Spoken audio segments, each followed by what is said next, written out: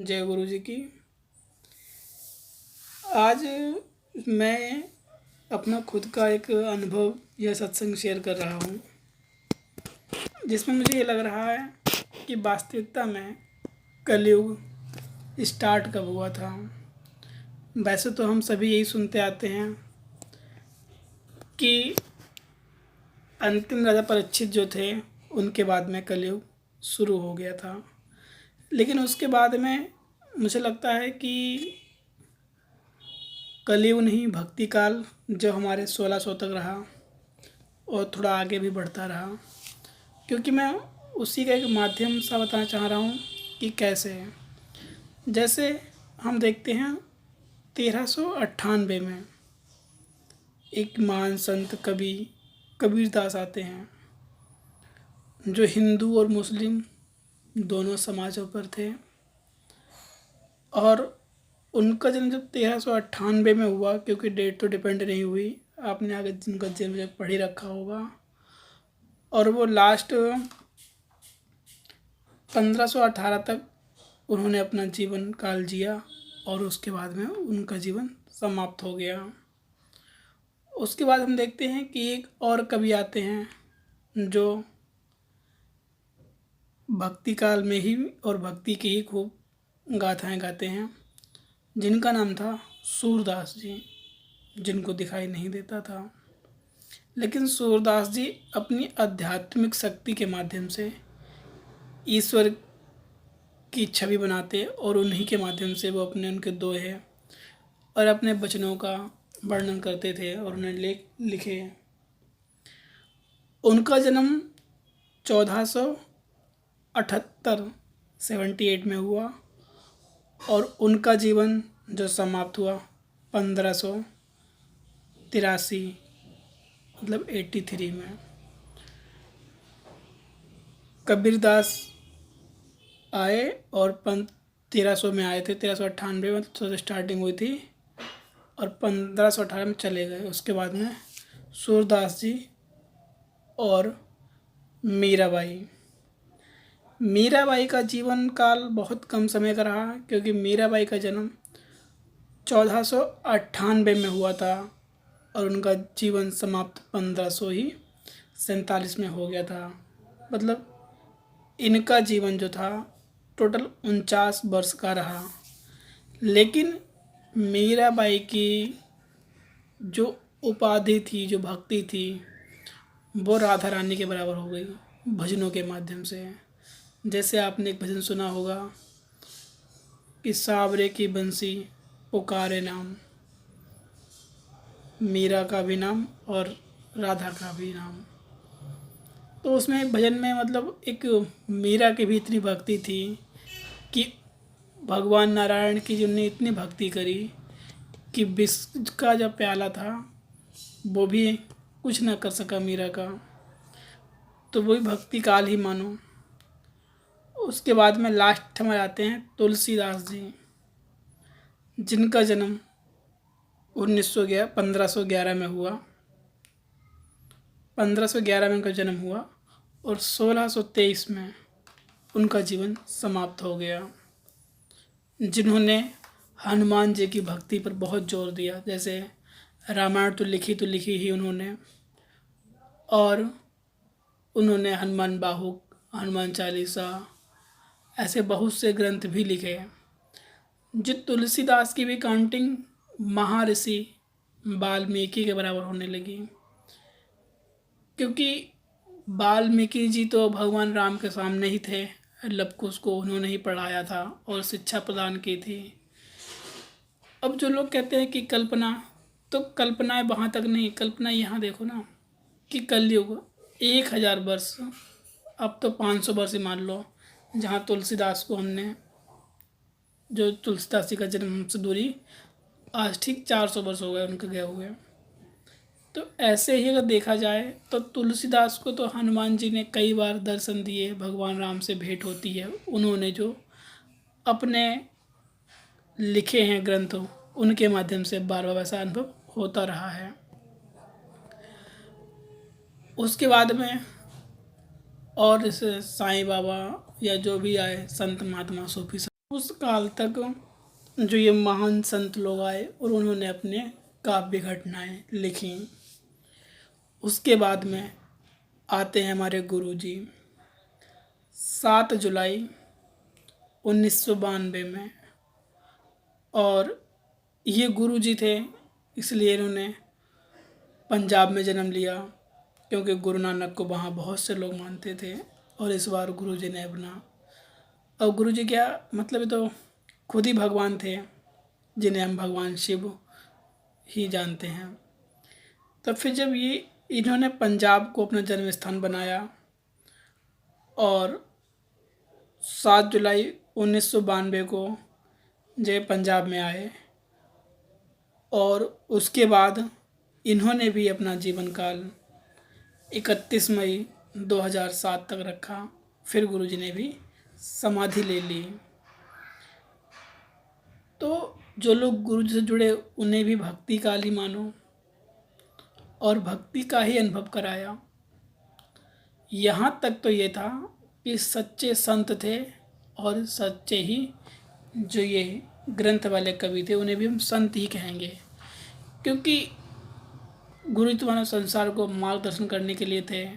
लेकिन जो 1500-1600 में हुए कबीरदास मीरा, उनमें भक्त और संत दोनों लोग थे। सभी भक्त ही थे। जैसे मीरा कृष्ण की भक्ति करती थी, सूरदास भी कृष्ण के भक्त थे, कबीरदास जी भी एक भक्ति मार्ग, और उन्होंने अपने गाद्य काव्य लिखे। तुलसीदास भी भगवान राम के भक्त थे। तो वहाँ तक तो भक्ति कालीन चला, और उसके बाद में ये हमारा जीवन परिवर्तन हुआ, क्योंकि उस समय मुग़ल का सिस्टम था, फिर अंग्रेज।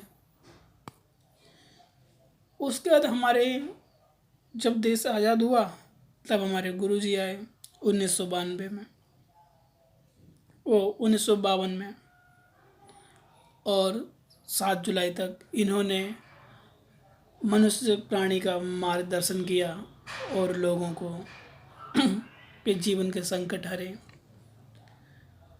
तो इसीलिए ये तो भक्तिकालीन और दिव्य स्वरूप मान के चलो कि संत हुए। लेकिन अब मैं आता हूँ कि कलयुग स्टार्ट अब कैसे हुआ।